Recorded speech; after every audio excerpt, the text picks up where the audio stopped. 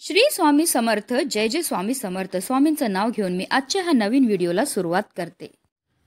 हिंदू धर्मात प्रत्येक महिन्याच्या शुक्ल पक्ष आणि कृष्ण पक्षाच्या तिथीला एकादशी तिथी व्रत केली जाते. भगवान विष्णूच्या उपासनेसाठी हा दिवस विशेष मानला जातो. जया एकादशीचे व्रत दरवर्षी माघ महिन्याच्या शुक्ल पक्षाच्या एकादशीच्या दिवशी केले जाते. पंचांगानुसार जया एकादशीचं व्रत जे आहे ते यावर्षी 8 फेब्रुवारी म्हणजे शनिवारी केलं जाणार आहे. धार्मिक मान्यतानुसार जया एकादशीचं व्रत केल्याने भक्तांना आरोग्याचे वरदान मिळते आणि जीवनातील सर्व पाप आणि त्रासापासून मुक्ती मिळते. असेही म्हटले जाते की जया एकादशीचं व्रत केल्याने भगवान विष्णूंच्या कृपेने मृत्यूनंतर भूत पिशाच योनीत जावे लागत नाही. पितरांसाठी हे व्रत केल्याने त्यांना पुण्य फळ मिळते. जया एकादशीच्या दिवशी वैद्युती योग आणि रवी योग तयार होत आहे. या काळात धार्मिक कामे करणं अत्यंत शुभ मानले जाते. तसेच जया एकादशीच्या पारणाची वेळ जी आहे ती 9 फेब्रुवारीला सकाळी 7:04 ते 9:17 असणार आहे. या वेळेतच आपल्याला व्रताचं पारण हे करायचं आहे.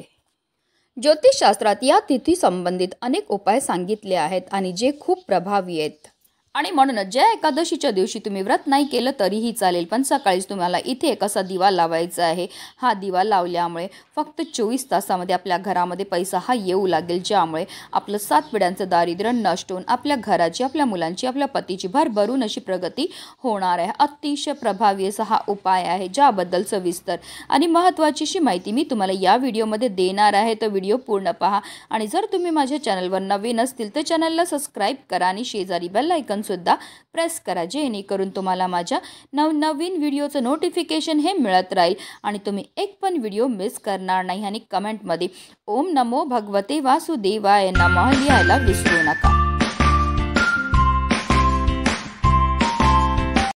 जया एकादशीच्या दिवशी आपल्याला सकाळी ब्रह्ममुहूर्तावर उठून अंथरुणामध्येच आपल्याला श्रीहरी विष्णू आणि माता लक्ष्मीचं स्मरण करायचं. असं म्हटलं जातं की ब्रह्ममुहूर्तावर केलेल्या प्रत्येक कार्यामध्ये आपल्याला 100 पटीने पुण्यफळ हे प्राप्त होत असतं. त्यानंतर आंघोळीच्या पाण्यामध्ये आपल्याला थोडंसं गंगाजल मिसळून स्नान करायची आहे.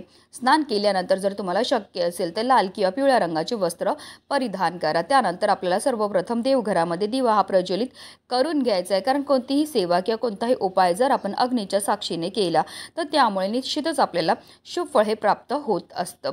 यानंतर आपल्याला श्रीहरी विष्णूंचं ध्यान करायचं आणि व्रताचा संकल्प हा करून घ्यायचा आहे. आता जर तुमच्याकडे श्रीहरी विष्णूंची मूर्ती असेल तर त्यांना तुम्हाला जलाभिषेक किंवा पंचामृताने अभिषेक हा करायचा. 11 पळी पाणी अर्पण करताना निरंतर आपल्याला ओम नमो भगवते वासुदेवाय नमः या प्रभावी मंत्राचा जप हा करायचा आहे.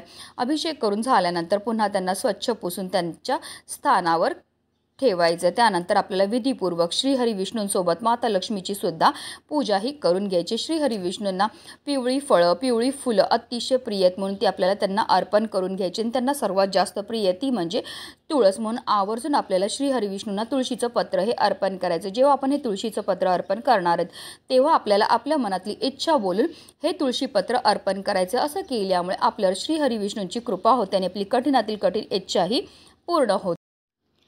त्यानंतर त्यांना आपल्याला हळद, कुंकू, अक्षदा, पिवळी फुलं, धूप, दीप, अगरबत्ती दाखवून घ्यायची आहे. तसेच या दिवशी माता लक्ष्मीसोबत तुळशीच्या पूजनाला सुद्धा विशेष महत्त्व हे दिलं जातं. तुळशी मातेसमोर सुद्धा आपल्याला शुद्ध गाईच्या तुपाचा दिवा हा प्रज्वलित करून घ्यायचे. तसेच तुळशी मातेला आपल्याला आवर्जून तिळ हे अर्पण करायचे आहेत. यानंतर आपल्याला श्रीहरी विष्णूंच्या बीज मंत्राचा जप हा करायचा आहे. ओम नमो नारायणा नमः, ओम नमो नारायण नमः या मंत्राचा आपल्याला 108 वेळा जप हा करायचा. तसेच विष्णू चालिसाचं आणि विष्णू सहस्त्रनामाचं आपल्याला पठण हे करायचं आहे. शेवटी देवी लक्ष्मी आणि विष्णूसह सर्व देवी देवतांची आपल्याला आरती ही करून घ्यायची आहे. संध्याकाळी भगवान विष्णूंची पूजा करून भजन कीर्तन करायचे आहे. दिवसभर आपण फळाहार करू शकतात. दुसऱ्या दिवशी म्हणजेच द्वादशीला आपल्याला व्रताचं पारण हे करायचं आहे. पारण करण्यापूर्वी आपल्याला ब्राह्मणाला अन्न देऊन दान करायचं आहे. देवी देवतांच्या पूजेपासून हवन, पठण किंवा कोणत्याही शुभ कार्यक्रमापर्यंत दिवा लावण्याला शुभ मानले जाते. दिवा लावल्याने जीवनातील अंधार तर दूर होतोच, पण घरातील नकारात्मक ऊर्जा दूर होते. शास्त्रानुसार दिवा लावल्याने जीवनातील संकट संपतात. यासोबतच वास्तुशास्त्रात असे मानले जाते की दिवा लावल्याने वास्तुदोष सुद्धा दूर होतो. आणि म्हणूनच आपल्याला सकाळीच देवपूजा करून झाल्यानंतर लगेचच हा दिव्याचा उपाय जो आहे तो करायचा आहे. आता ह्या उपायाकरता आपल्याला एक दिवा हा लागणार. दिवा तुम्ही मातीची पंती घेऊ शकतात किंवा तुम्ही कणकेपासून दिवा तयार करू शकतात किंवा अगदी रोजच्या देवपूजेमध्ये जो तुम्ही दिवा वापरतात तो दिवा घेतला तरीही चालणार आहे. ह्या दिव्यामध्ये आपल्याला 2 वातीची 1 वात करून लांब वात ही टाकायची. तसेच ह्या दिव्यामध्ये आवर्जून आपल्याला शुद्ध गाईचं तूपच वापरायचे, कारण जो पण उपाय आपण लक्ष्मी प्राप्ती करता करतो, इच्छापूर्ती करता करतो आणि त्यामध्ये जर आपण शुद्ध गाईचं तूप वापरलं तर निश्चितच आपल्याला त्याचे अनंत पटीने पुण्यफळ हे प्राप्त होत असतं. आता आपल्याला एक स्टीलची प्लेट घ्यायची आणि त्या स्टीलच्या प्लेटवर आपल्याला हळदीने स्वास्तिक हे काढायचं आहे, कारण हळद ही श्रीहरी विष्णूंना अतिशय प्रिय आहे. जो स्वास्तिक आपण काढणार ते व्यवस्थित पाहून घ्यायचं आहे.